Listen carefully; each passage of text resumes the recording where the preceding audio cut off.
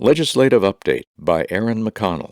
The customary shoulder-length thumbnail photo of Erin McConnell accompanies her legislative update. The photo reveals Erin as a younger-looking lady with light-colored hair, a pronounced smile, and wearing the same button-down shirt worn by other BVA headquarters staff members in the small photos accompanying their written columns. The background of the photo consists of a wooden pillar. There is no photo caption. The text of Erin's update begins with the following.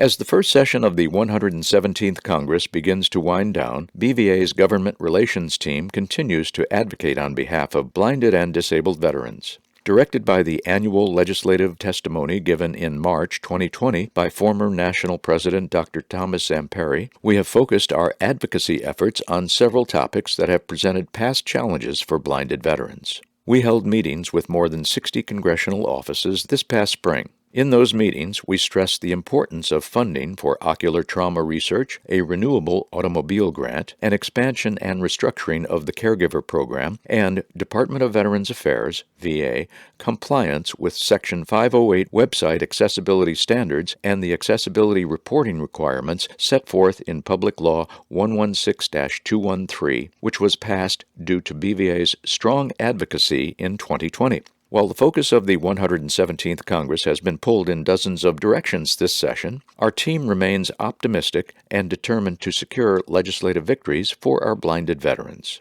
The VA Automobile Grant Program currently aids eligible service-connected legally blind veterans with a one-time grant toward the purchase of a vehicle. As of October 1, the grant amount was increased to $22,355. The aim of current legislation, and a top priority for BVA, is to make this one-time grant into a renewable grant usable every 10 years. Currently, the Auto for Veterans Act, H.R. 1361 and S. 444, would legislatively mandate a renewable grant for eligible veterans. Both pieces of legislation continue to garner greater support every day as co-sponsors continue to sign on and spread awareness of the issue. The Veterans Services team at BVA has alerted the Government Relations team to the high number of blinded veterans that are being denied the benefits of the caregiver program due to ambiguous eligibility criteria laid out by VA. BVA has raised this issue with several congressional offices and questioned the reasoning behind VA's denials. Now, caregivers and veterans who have been denied will soon have the opportunity to appeal the decision through the three appeal avenues: a higher-level review, a supplemental claim, or a board review as mandated under the Appeals Modernization Act, AMA.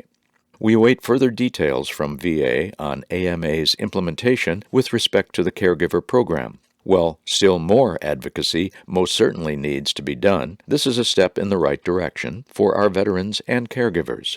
Additionally, BVA's continued advocacy and pressure on VA led to the release of the report required by Public Law 116-213 on the accessibility of every VA website, file, and application.